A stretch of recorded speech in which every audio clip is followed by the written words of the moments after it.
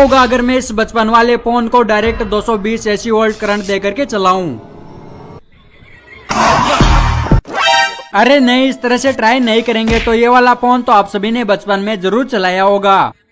ये phone in 3 छोटे छोटे सेलों से चलता है, लेकिन आज हम इस फोन को डायरेक्ट 220 वोल्ट से चलाएंगे। इसके लिए मैंने इसको खोल करके इसके सेलों की जगह इस प्लग को कनेक्ट कर दिया है। चलो अब इस प्लग को लगाते हैं डायरेक्ट 220 वोल्ट करंट में। लेकिन इस एक्सपेरिमेंट को मैं पूरी सेफ्टी के साथ ट्राई कर रहा हूँ, इसलिए आप ऐसा कुछ भी घर पर करने की कोशिश मत करना।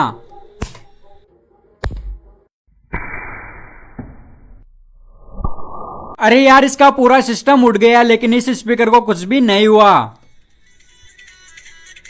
क्या हम माउस को पानी के अंदर भी चला सकते हैं? तो ये है एक माउस जिसकी मदद से हम कंप्यूटर या फिर लैपटॉप को चलाते हैं, लेकिन माउस को हम सिर्फ जमीन पर ही चलाते हैं। लेकिन आज मैं इसको जमीन पर नहीं बल्कि पानी के अंदर चलाने वाला हूँ। क्या पानी के अंदर भी ये माउस वर्क करेगा? चलो एक्सपेरिमेंट करके पता लगाते हैं। अब मैंने इस माउस को लैपटॉप से कनेक्ट कर दिया है और ये माउस एकदम वर्किंग कंडीशन में है। इसके सारे बटन भी वर्क कर रहे हैं। चलो अब डालते हैं इसको पानी के अंदर। तो यार पानी के अंदर जाते ही माउस ने काम करना बंद कर दिया है, इसके बटन भी काम नहीं कर रहे। चलो इस माउस को बाहर निकालते हैं, लेकिन इसके अंदर तो पूरा पानी भर गया है। अरे यार, पानी से बाहर निकालते ही ये माउस वापिस से चलने लगा है। चलो इसको वापिस पानी के अंदर डाल देते हैं, लेकिन पानी के अंदर ये बिल्कुल भी काम नहीं कर रहा। इसके सेंसर और बटन बिल्कुल भी वर्क नहीं कर रहे। अरे यार, लेकिन अब तो ये माउस पानी के बाहर भी वर्क नहीं कर रहा। मुझे लगता है ये खराब हो गया। लेकिन रात होते ही ये माउस वापिस से काम करने लग गया। तो आज मैं इन सारे मोबाइल के कैमराज को तोड़ करके देखने वाला हूँ कि इनके अंदर जो अलग अलग मेगापिक्सल के कैमरे लगे होते हैं उनमें क्या अंतर होता है। तो इस मोबाइल के अंदर 2 कैमरा हैं, बैक वाला 13 मेगापिक्सल और फ्रंट वाला 5 मेगापिक्सल। अब मैंने ये मोबाइल खोल करके इसका बैक और फ्रंट कैमरा दोनों बाहर निकाल लिया है। ये है 13 मेगापिक्सल और ये है 5 मेगापिक्सल। चलो अब इस कैमरे को खोल करके देखते हैं कि इसके अंदर क्या निकलता है। तो यार इसके अंदर तो एक छोटा सा टीवी के जैसा रिफ्लेक्टर लगा हुआ है और आगे एक लेंस है। चलो इस लेंस वाले हिस्से को भी खोल करके देखते हैं, लेकिन ये तो टूट गया। तो इसके अंदर तो कॉपर के वायर से मोटर की तरह वाइंडिंग हो रखी है। और इसको और भी ज्यादा खोलने के बाद इसके अंदर एक छोटा सा लेंस निकला है जो कि 13 मेगापिक्सल का है। मैंने 5 मेगापिक्सल वाला कैमरा भी खोल करके देखा और इनके अंदर सिर्फ साइज में फर्क है। तो ये है आपके सामने 13 मेगापिक्सल और 5 मेगापिक्सल का कैमरा।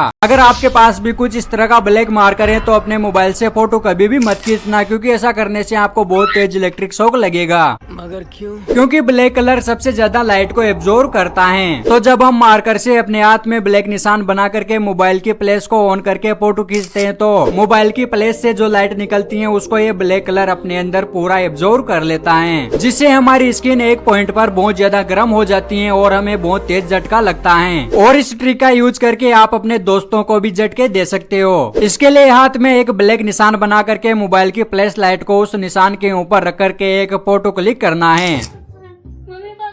क्या आपका मोबाइल भी वाइब्रेट करता है? तो ये छोटी सी मोटर हमारे मोबाइल को वाइब्रेट करती है, लेकिन क्या होगा अगर हम इस मोटर को डायरेक्ट 220 एसी वोल्ट करंट दे करके चलाएं? क्या हमारा मोबाइल बहुत तेजी से वाइब्रेट करने लगेगा? चलो ट्राई करके देखते हैं। कैमरामैन जल्दी फोकस करो। अरे नहीं, इस तरह से ट्राई नहीं करेंगे। इसके लिए मैं इस मोबाइल को खोल करके इसके अंदर की इस वाइब्रेशन मोटर को बाहर निकाल लेता हूँ। ये मोटर एकदम चालू कंडीशन में है। अब मैंने इस मोटर के कनेक्शन इस प्लग से कर दिए हैं। चलो अब इसको लगाते हैं डायरेक्ट 220 एसी वोल्ट करंट पर। लेकिन इस एक्सपेरिमेंट को मैं पूरी सेफ्टी के साथ ट्राई कर रहा हूँ, इसलिए आप ऐसा कुछ भी घर पर करने की कोशिश मत करना।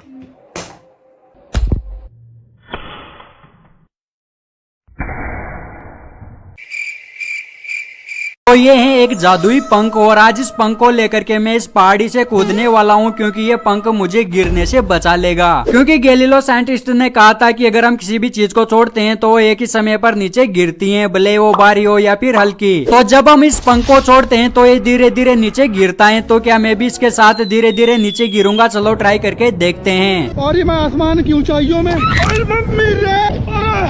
बाप रे। अरे यार, लेकिन मैं तो इस पंख से पहले ही नीचे गिर गया। मुझे लगता है हमारी रिसर्च में कहीं गलती हो गई। चलो दोबारा रिसर्च करते हैं। तो अब मुझे पता चला कि ये रूल जिस जगह पर बिल्कुल भी हवा नहीं होती उस जगह काम करता है। इसके लिए मैंने एक वैक्यूम चेम्बर बना लिया है। अब मैं इसके अंदर बोल्ट और पंख को डाल करके इसके अंदर की सारी हवा को बाहर निकाल लेता हूँ। अब इसके अंदर बिल्कुल भी हवा नहीं बची है और जब मैंने इनको गिरा करके देखा तो लिटरली ये दोनों एक साथ नीचे गिर रहे हैं। लेकिन बोल्ट गिरने से हमारा वैक्यूम चेम्बर कार का ढक्कन टूट गया और अब ये कुछ भी काम का नहीं बचा। आज के बाद आपको किसी भी तरह के स्पीकर की जरूरत नहीं पड़ेगी, क्योंकि हम बोतल के ढक्कन की मदद से भी स्पीकर बना सकते हैं। इसके लिए हमें इंसुलेटेड कॉपर का वायर लेना है और कुछ नियोडियम मैग्नेट लेनी है। अब एक कागज लेकर के उसको गोल गोल घुमा करके कुछ इस तरह की शेप बना लेनी है। अब इस कागज को इस ढक्कन की साइज के अकॉर्डिंग काट करके इसको टेप से इस ढक्कन पर अच्छे से चिपका देंगे। अब इसके ऊपर हम इस कॉपर वायर को लपेट देंगे। इस पर मैंने 30 टर्न लगाए हैं। अब इस कॉपर वायर के दोनों सिरों पर हम 2 वायर को कनेक्ट कर देंगे और एक नियोडियम मैग्नेट लेकर के इस कागज के अंदर डाल देंगे और दूसरी वाली को बाहर से चिपका देंगे। तो बस ये बन गया हमारा बहुत ही शानदार होममेड स्पीकर। चलो अब इसको चला करके भी देखते हैं। आपने भी कभी माचिस की तिल्लियों को जलाया है? तो आज मैं इन सारी कंपनी की माचिस की तिल्लियों को गिन करके देखूंगा कि कौन सी वाली कंपनी की माचिस के अंदर सबसे ज्यादा तिल्लियां निकलती हैं। तो इसका पता लगाने के लिए मैं मार्केट से 3 अलग अलग कंपनियों की माचिस को खरीद लाया। टाइगर, किचन और रॉयल मुर्गा। ये सारे माचिस के पैकेट मुझे 5-5 रुपए में मिले हैं, लेकिन जब मैंने इनको खोल करके देखा तो मुर्गा और किचन वाली में 6 माचिस निकली, लेकिन टाइगर वाली में सिर्फ 5 ही माचिस निकली। तो चलो अब इन सारी माचिस की डिब्बियों की तिल्लियों को गिन करके देखता हूँ। देखते हैं कि कौन सी कंपनी की माचिस के अंदर सबसे ज्यादा तिल्लियां निकलती हैं।